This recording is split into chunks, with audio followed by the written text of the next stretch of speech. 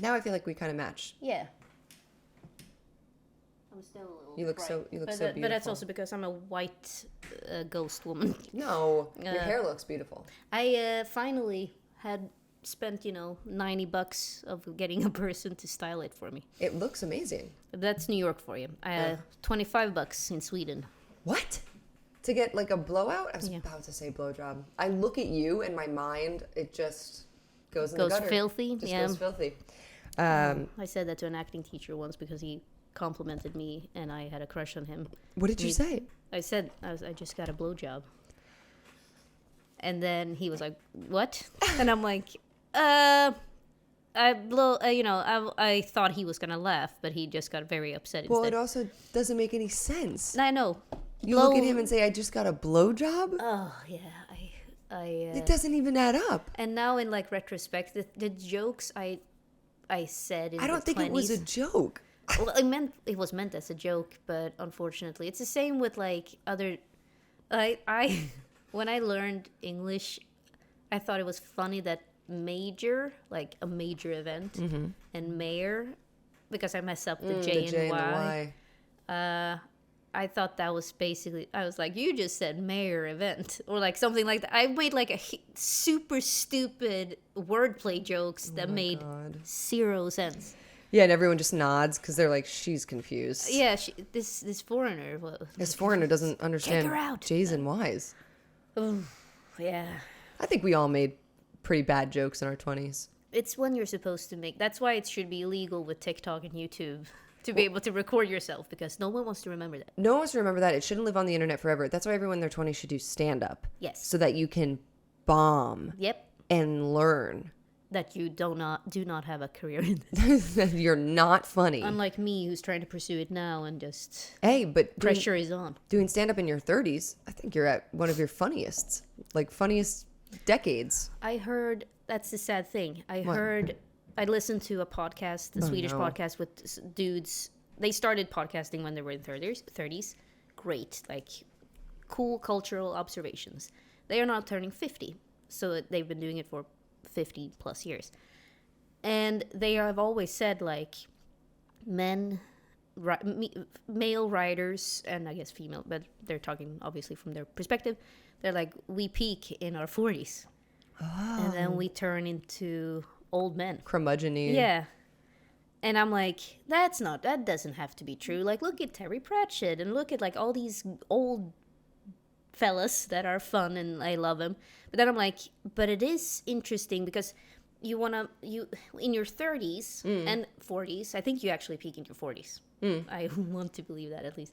But if you peak in your 40s, because you want to have the balance of not giving a fuck, but but also have a little bit of that anxiety to want to perform well. Yeah. But so you have a lot of that performance anxiety in your 20s. Yeah, and when you're puberty. It's also like you do give a fuck. Yeah. You have a lot of anxiety. Yeah. So the work you're putting out is very tinged by that. Oh, yeah. In your 30s, it becomes less anxiety for some of us. Yeah. Not for all of us. No, well, I feel honestly in my 30s so far, it is like less of giving a fuck, but more the anxiety is equal. Yeah, more of everything. Yeah, but you're giving a fuck about, I feel like you're giving a fuck about the right things. Yes, and you're not giving a fuck about the nonsense, Yeah. The feedback nonsense that makes people stop creating art or, whatever.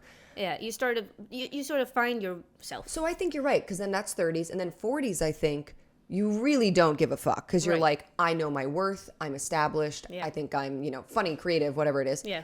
And the anxieties go down, because you're like, what are you going to say to me that someone hasn't said before? Exactly. I've lived 40-something years, I'm pretty, you can't hurt me. Yeah. Only I can hurt me. Yeah. And I do. And I will. do. But then eventually you get to that point. And this is, obviously we're in our 30s, so we don't know. Like, we might be wrong. What's to come? Reddit, remind me in 15 years. But Siri, send a notification. So you reach, my hope is that, you peak in your 40s. But this might just also not be women. Like, women in general might be different than how dudes operate. Well, that's fair. I'm sure that there's some discrepancies. But I feel like I've heard plenty of women say, like, yeah, your 30s is like amazing, but your 40s is fucking awesome. That's what I hear too. Yeah. Because it's also like that because you're in premenopause, postmenopause. Yeah. It might be even better because I guess that sexual that sort of the backpack you always carry of like I need to be sexually attractive. Yeah. The biological instilled, like I gotta reproduce. I need to find a mate. Yeah. Or mates or other people need to find me. Pheromones are just pumping. But postmenopause, no need. I hear that they fuck a lot though. Like yeah, probably because it's just fun. Nice. It's at that point it's just fun and it's not worrisome and like you're not worried about yourself. You're not even if you get an STD, you're probably not, like it's not gonna kill you.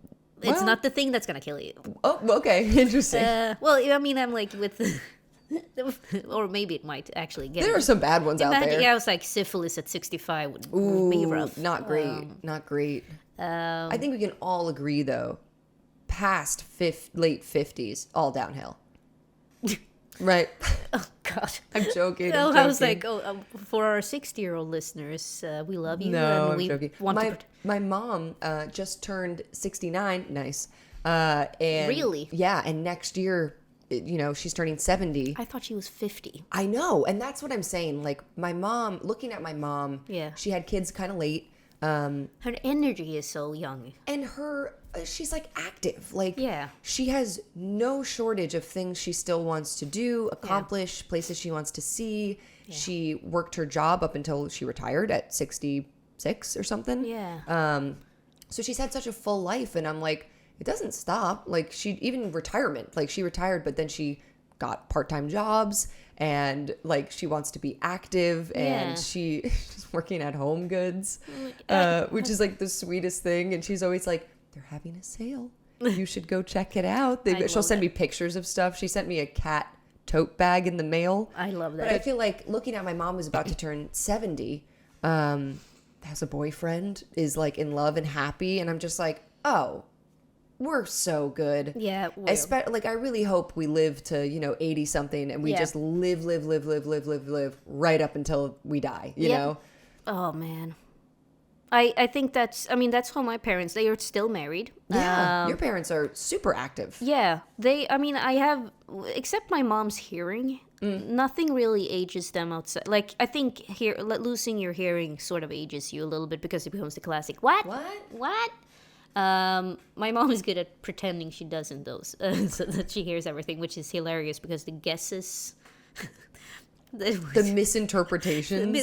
It's not even close. It's like, hey mom, I'm going to the store, and she's like, did you buy a pumpkin? And I'm like, no, I'm going to. And she's like, then what will we have for dinner? Yeah, and you're like, okay. Yeah, and but outside of that, she still works, as a midwife, and take it from me, you want the midwives with like 20,000 years of experience. Yeah, you need a freaking like a birch as a midwife who's like, you're ancient. I've seen this before. Her wrinkly hands. Come here, baby.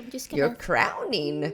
I'm trying to hold out for your mom to come here. I'm trying to wait, and hopefully she's still working. I'll go to Sweden, have my baby, and your mom will be down there peeking up my hoo-ha and welcoming my child into the world.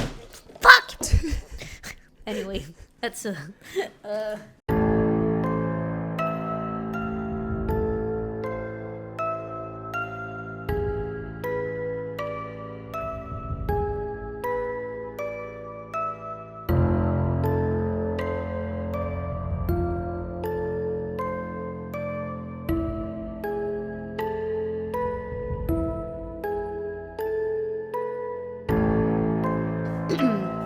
well,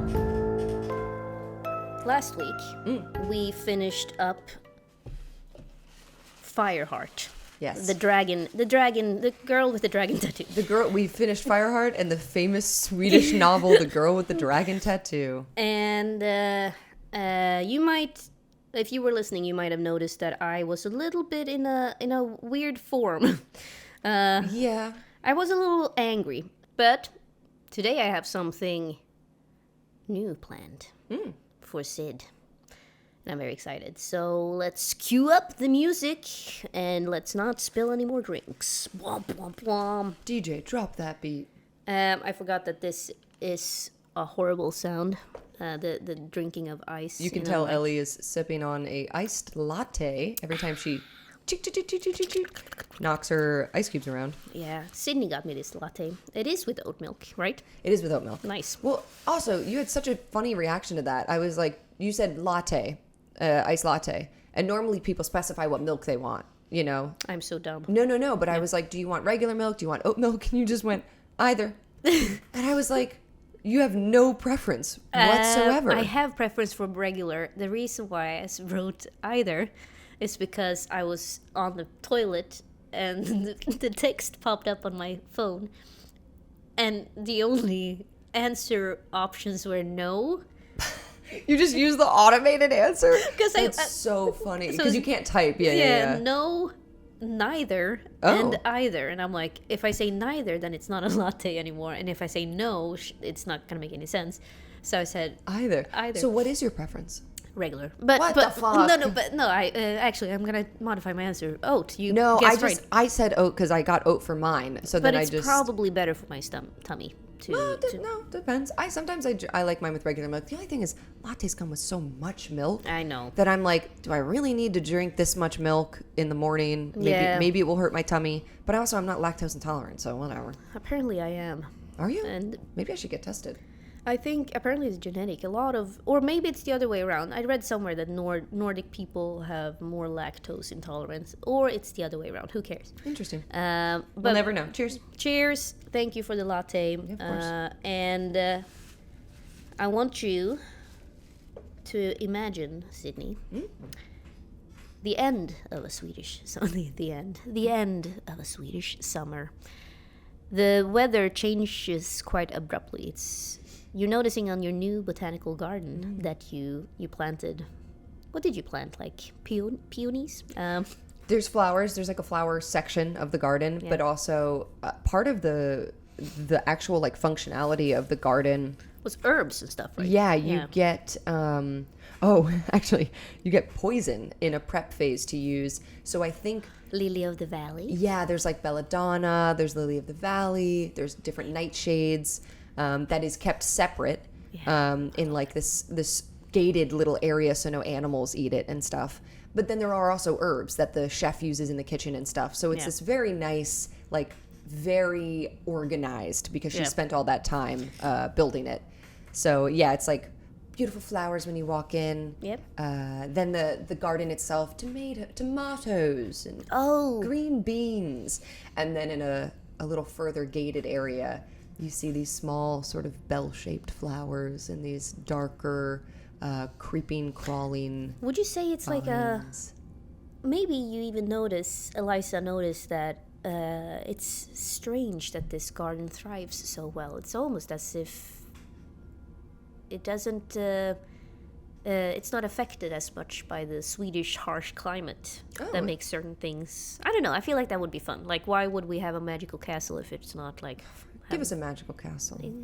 Yeah, maybe in the summer, she would think most plants would get like blanched from the heat, but they're like, I don't know, everything seems to be fine. Things seems to be fine, it should be too cold to have grapevines, but maybe now that it's dipping into the fall. Yeah, but however, you do wake up one morning with frost on some of the plants. Garden? Yeah, so fun's over. But the nights are getting darker and darker, and you can sense that fall is upon you.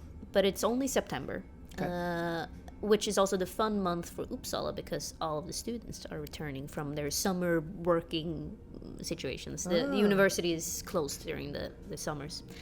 I think they were back in the day. I don't know, but I'm assuming they were. Yeah, sure. You can say whatever you want. So it's buzzing with life. New students are pouring in. It's that sort of fun, inspiring mood. Since we refer to The Sims, I don't know if you ever played Sims 3, but every fall you could get a boost to learning. Mm-hmm. And I thought that was so much fun. That's what I'm thinking. Like, when you're doing your back to school shopping and like all the things. Oh, getting new pens in your little notebook. My mom always. Doesn't matter. But I don't know if you remember this, but Olaf at the end of the last adventure, he sort of lost his faith. because his brother died. Yeah, in a pretty horrifying... sort of lost his faith. You legitimately made him an atheist. Yeah, which maybe that could have been in the moment, but he definitely seemed shaken. He was very shaken. He even got broken condition. He got a traumatic condition. He got PTSD. Yeah. Oh yeah. And he is therefore a changed man, is what I wrote here. He no longer attends church, and he seems consumed by trying to find out more information about the Rosenborgs, the people that had hired him basically to infiltrate Egerkrans, which you found out in a very emotional episode, which I loved, by the way. I loved that episode so much. Episode 14. Yeah, I think. Go back and listen. Yeah, where he was on his way out, and then you rolled 4 successes. Manipulation. And he was just like, nope, actually I'm not. And that's what I like with Vaesen, because like a regular story, this is why we're different from a narrative story, is that the dice does matter. Yeah. Like, and then we would have to be like, all right, how do we justify this? Yeah. And he loves Eliza, but he's also like, maybe there's a way for me to correct this, but then I would need her help. But he wrote them a scathing letter, basically asking, what the fuck? Yeah. But they've ignored him, so they've cut all contact. He had apparently one person he would stay in touch with, but now he can't. Does Eliza know that? He tells her about it, but as a private investigator, he believes he can find out some more clues, but thanks to this, you see less and less of him. And in fact, you also notice that he seems to be engaging in pretty destructive behavior. He occasionally comes home drunk, if he comes home at all. Whoa. I'm thinking like similar to Henrik. There's like brothels around. Yeah. Henrik was so troubled too. Like, oh. I loved Henrik. I loved him too. He people have asked if you would ever consider like a mixture of the universes. Sure, we've lightly touched on that. Like there could be crossover. Yeah. Who knows? Maybe for the future. Yeah. We know what happened to Henrik. That's the thing. Like, but I guess there's. But this could have been in the past. Yeah. So. Yep. Anyway. Francisco and Birch, they go on about their own business as well. What do you think is going through Eliza's head right now? She's in a new country. I mean, it's not as new anymore, but you've been here maybe 6 or 7 months. A lot has happened. Yes. You don't speak the language, but you might have picked up some Swedish, or maybe a lot of Swedish. I gave Francisco that he actually learned Swedish. I think she's picked up quite a bit. I mean, I don't think she goes out and like speaks, to everybody in Swedish, but I think at a restaurant she can order, there's things that she knows to repetitively, like dealing with things around the house when she needs to order things for the house or dictate grocery shopping or like things like that. She knows the words for what she needs to do. But if you asked her to speak about like Vaesen or something, she'd be like, oh, I don't know any of those words. Right. I think Eliza, it's interesting. She was so busy during the summer and like there was so much going on, and now it's quiet. It's quiet. It's also, you're in a completely new field. You came from acting. You performed probably. And she hasn't been doing that either. No, and so maybe the busy work of the castle kept her busy, but now when the fall comes around and people are busy on their, like, I just know what it's like to be an expat and you're completely alone, have no one, like you have friends, but you still feel like I am away from everything I recognize. Yeah. Then again, Eliza you did briefly mention she might be a traveling person, so she might not feel home anywhere. Yeah, but I think like it's that sort of thing that when she's traveling for the theater, she's busy. Yeah. And there's a nightlife and parties and lines to be learned and things going on. So now that it's quiet, maybe we see Eliza in her room at her writing desk, and she has sort of like a small stack of letters that she's writing, postcards, not even like letters, but postcards, and it's maybe like 6 of them. and she kind of finishes up, shuffles them on the desk, and heads out to the post office to mail these out. Yeah. And we see some of them. One is going to her husband. Oh, right. All right. One is going to her husband, to an address that's not in London. He's been traveling, so this is to where one of the places that he's in, maybe in America. Who knows where he is right now? But she knows, and she. What's their agreement? Do they have a sexual relationship, or is it like more like, they came to a practical? I think they have had sex. I think there was some sort of acknowledgement that actually wasn't really what their relationship was ever built on. And they both sort of see, like, it's unspoken, I think, because of that time period too. Yeah. But they've like drifted to a point where the marriage is one of convenience and comfort. It's not that they don't like each other. But they're both allowed to travel. She is allowed to be a woman in the world because she has a husband. Yeah. And access, to things that comes with. Right. And for him, it is a good look at his age to have a wife. He's a little older. He's a little older. Okay. Eliza is 24, maybe 25 now. Yeah. And he is in his prime, in his 40s. In his prime, in his 40s. But yeah, so there's a letter to him.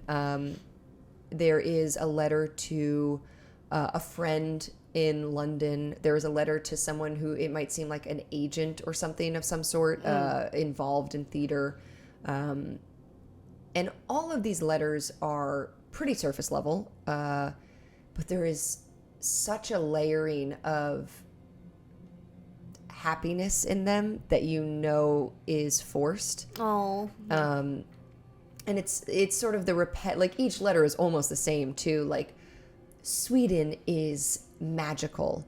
Whoever created this land, whatever god, built these mounds that I visited and these castles, London could learn a thing or two. Like, it's kind of repeated in every letter. Like, I have not made a mistake by moving here. Yes. And and to her agent, it's like, I've missed the theater so much, but I feel so fulfilled by these travels. I only hope you won't forget about me while I'm gone. Yeah. So there's a hint in each of these with a sort of secret agenda that Eliza is getting at. Yeah. To her husband, it's to let her know she's alive. Yep. To check in on him. Yep. To her friends, it's to reach out to them to let them know how well she's doing. Yep. Same thing for her agent, but also she's hoping that they will write back and tell her to come back. Yes, I know exactly. Oh my God, this is so live. She wants so badly just for someone to give her that response. Yeah. But she hasn't even gotten a letter from anyone. So she feels embarrassed that she's even it feels pathetic to her to write these letters and force this narrative that she feels, but it's not exactly what she's writing about. No. She's had a much different experience. Yeah. Doesn't talk about the horror. anything about the society. Yeah. But yeah, so you see her at the post office, and we get a glimpse of some of these letters. And one of them is also to her parents. Yeah. Who I don't even know if she mentioned much about. Exactly. We all know it. As far as I know, all we know is either that they Daphne, your little sister, died. Yeah. Or early. Yeah. So, and that sort of had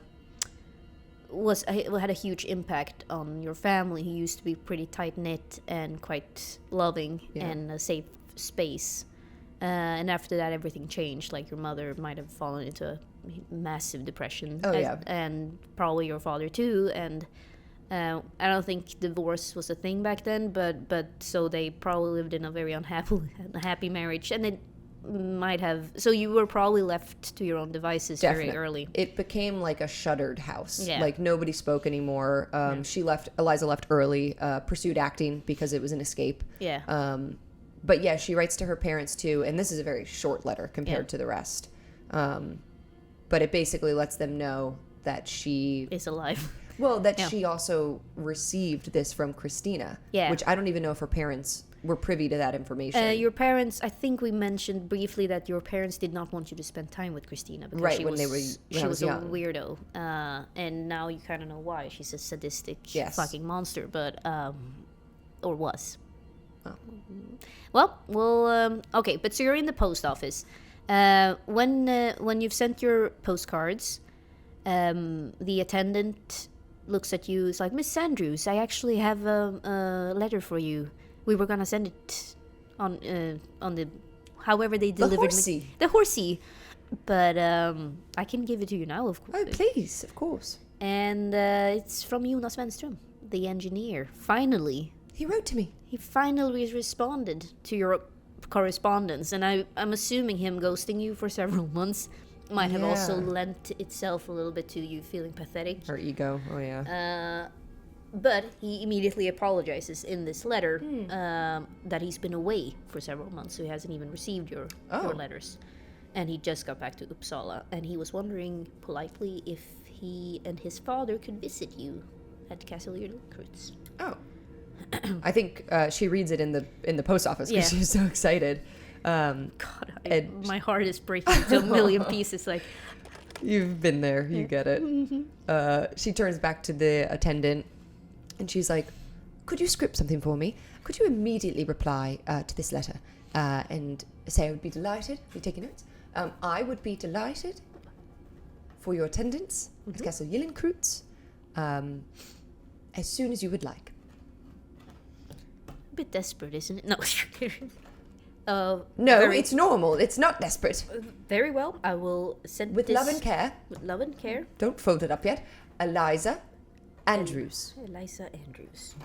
And he sends you the transcript. Does that seem correct? It's a bit desperate, isn't it? No, I think it's fine. She gives it back. Please send that as soon as possible. If you could get it out on the horsey today, that would be fantastic. I shall right away. Do you ride the horsey yourself? I not yet. I have. I don't have legs. I actually had an accident. Yes. I ride the horsey, but not yet. I don't have legs. But I will send my assistant, little Mr. Brown Bear, and that's what I call him because and you see a childlike boy, it's a boy. It's a childlike man. Oh. No, but a boy of 10 takes the letter and he's like, "Certainly, sir, and ma'am, I'm a man, and my lady," and he runs with his little newsy cap. Okay, perfect. And she leaves the post office, and as the door swings behind her, and she steps out into the brisk fall air, she thinks, Sweden, what a strange country. You return to Egerkrans. And I start telling Alga, like, we might have guests soon. Yeah.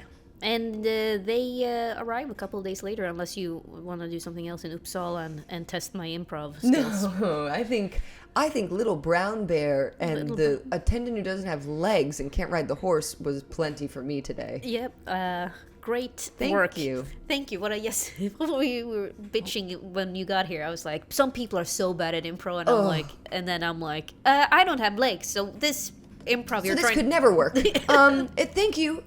Have a good day.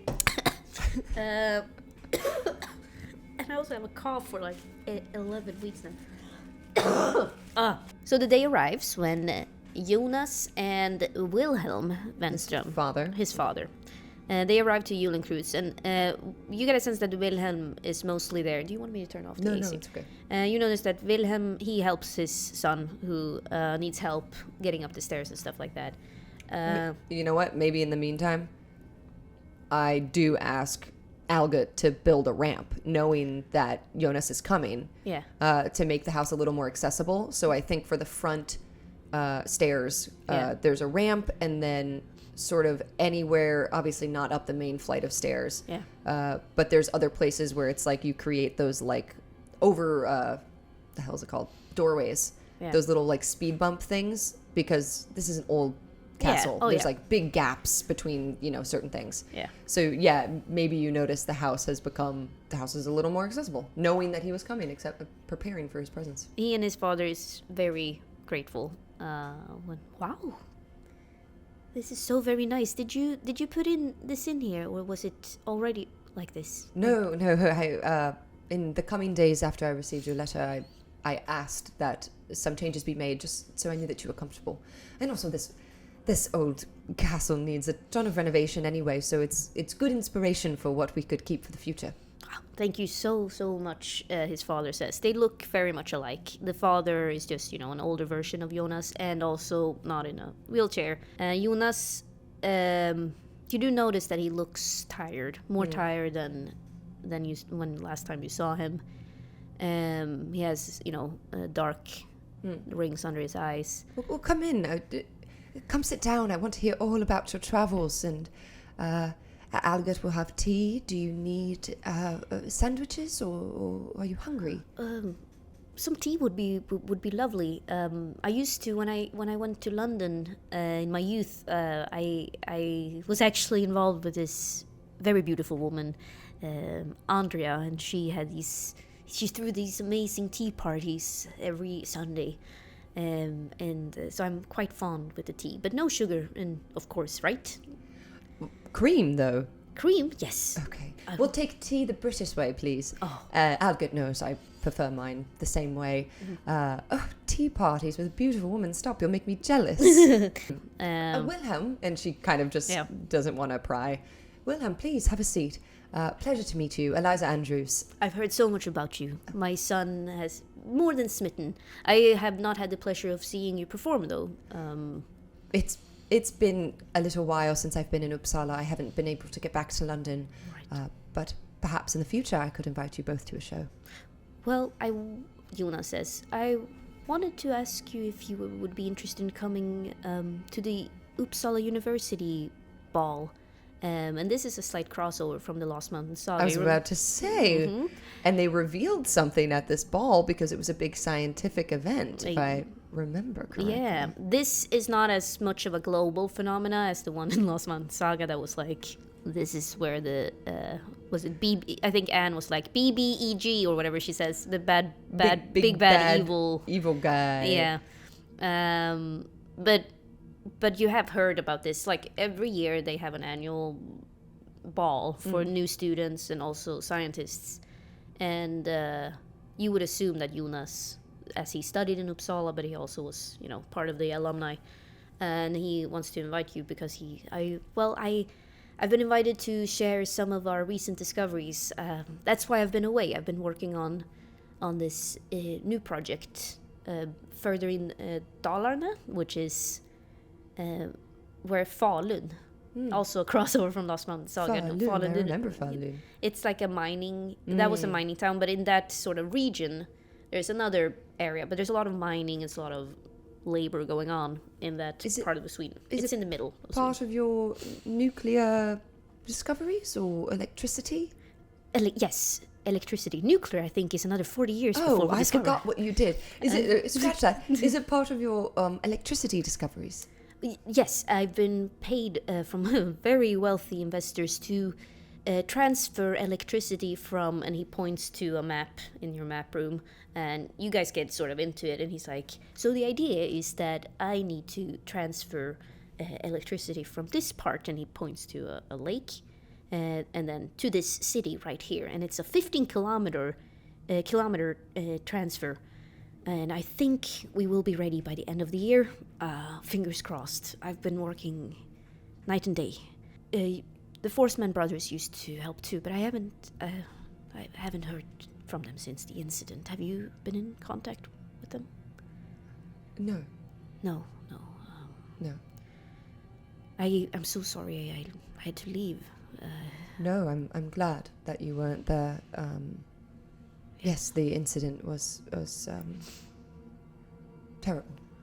I'm so sorry for Nicholas. He lost everything, it seems. Yes. Yeah. Roll investigation. See if you remember something. Ooh, okay, hold on. Just in case. I already got 2 successes. Oh, 3 successes. I remember everything. Oh, you remember very clearly that you seem to have witnessed a fight between Jonas and Isaac. In the street before he left. Yeah. Yeah, she, yes, poor Nicholas. Though Isaac seemed troubled. No? Well, yes, for his brother, you mean, or... Well, I'm not sure for what. He seemed very angry the day of the wedding. Did you notice that? Well, yes, you see, we had I don't know if you remember from my lecture, but I've been working on hydroelectric power for a while now, and there's been some controversy regarding the Tenforsen project, and Tenforsen, you remember now, that's the big ass waterfall, also in Sweden, but local populations have been against it because it's a beautiful sort of area. And he's like, and frankly, due to these mysterious things happening over there, I decided to back away from the project. And Isaac, well, he did not take that well because he's been spending a lot of money on building that. We just felt that Hällsjön, which is this other project that he's currently working on, was a much better fit for what we're doing. Have you spoken to Isaac? Not since I haven't wanted to bother him. I mean, I'm sure he and Nicholas are going through a terrible time. Of course. I was hoping that they might come tonight, or to come to the ball, which is not tonight, because you need to be prepared. I have to buy a dress. But I do not regret my decision. Sometimes it's important to follow your morals. Of course. And if we can't help humans, then what's the point? If we can't help provide a better life. And as a scientist, that's hard sometimes to think of the bigger picture. And then he gets nerdy. It's like it's so interesting to discover things, whatever. Yeah, and she's like sipping her tea. Yeah. Do you show him the electric lamp? I was about to say, I think in his excitement and stuff, she says, actually, I have something that I've wanted to show you. When you didn't answer my letter, I was afraid you thought me a silly actor from London who didn't know a thing or two about your lecture. No, I could never. You're one of the most beautiful creatures I've ever seen. Oh, so Wilhelm, his father, puts a hand on his shoulder. All right. She smiles and laughs. Well, I have something to show you. Aside from just my good looks, I have something that I think you would quite like to see. And she walks over. She had draped like a cloth over it or whatever. She pulls the cloth off and kind of like pulls it towards them a little bit. Oh, I have not seen a K2003. That must, he's looking at the parts. Oh, interesting, huh? The bulb. Well, you see, this is an Edison bulb, but I realized that I started talking like this once. Why does he sound like that? Well, suddenly he starts like that, but he like sort of plays around with the bulb a little bit, like, oh, I see why this is not working, and the filaments in the bulb. Yeah, he's like, the filaments in the bulb does not. I would have used coal instead of iron. And the copper wiring is weak compared to... Yeah, wow, you're so much better at that kind of stuff. Great. I feel like I'm like, but he talks a lot of stuff. He says a lot of things, but eventually he takes out a bulb that he made. You were sitting on that the whole time. Yes, and he's like, I always bring a bulb with me, and maybe this could work. And then... Oh my goodness. Huh. It's quite beautiful. Immediately breaks. Well, we should have perhaps is a bit too much electricity coming in from it. It was not safely secured. You have to do something with electricity, right? I don't know. Yeah, well, also those old. Yeah. I mean, they also make like a crazy noise. Like it's like. It's just sounds like you shouldn't be doing it. Yeah, and you have to do something that I know in Swedish, jorda. You have to have like something, you do something with the outlet. To shorten the amount of voltage coming Yeah. through. So yeah, it pops. Yep. And she's like, huh. Well, at least we know that it works. Well, it was a good try. Where did you get it? It was here when I inherited this castle. Oh, very interesting. Well, I haven't seen one of these in a while. They're a little bit outdated. If things can be outdated. And also I'm now realizing, why would they have electricity wiring in Castle Egerkrans? Well, that's a mystery for some other for another day. But she says, I'd love to have you back another time, and perhaps you could take a look at it and we could make it work. I'm not sure where I would put it. Well, you would need Wiring. wiring, and I think that's what I'm about to discover in a couple of weeks. So Maybe when you discover it, you can come back. yes, one week. If I do, What? I'm sure that's not part of a mystery. Nothing bad will happen. But he's like, well, I would love that, but and then he's like, I think this castle is beautiful as it is without electricity, but of course the help it can. We can go beyond just light. Imagine a world where in the winters we would be able to heat our homes.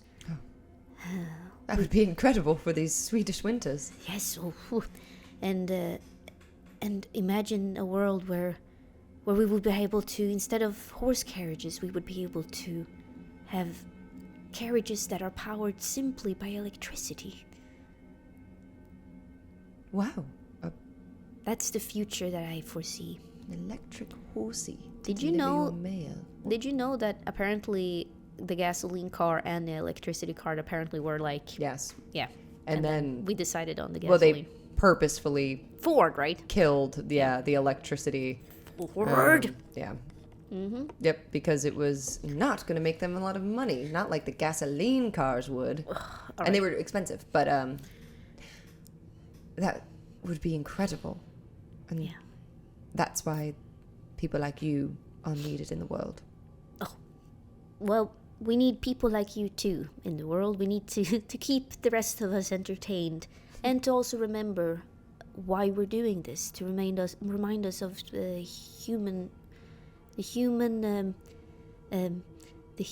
and he struggles to find the word like I do. The human Side to things? the human side, but also the human experience. The human experience, but and the human whatever. She puts her hand on like his knee. I feel like I am identifying as Jonas. I love Jonas. She puts her hand on his knee and she says, I would love to attend the ball with you.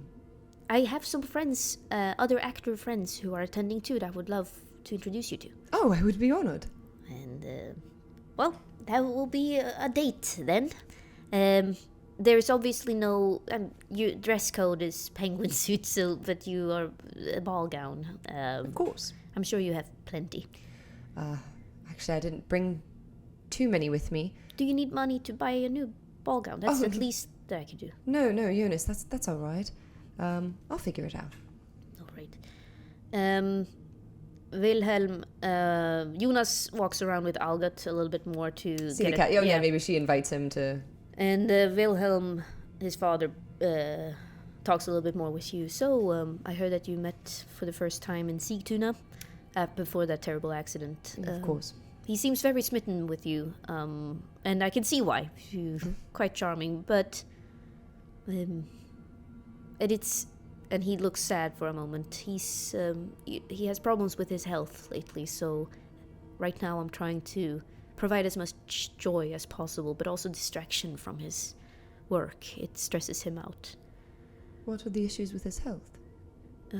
Well, he's quite sensitive to diseases, and his body is failing him.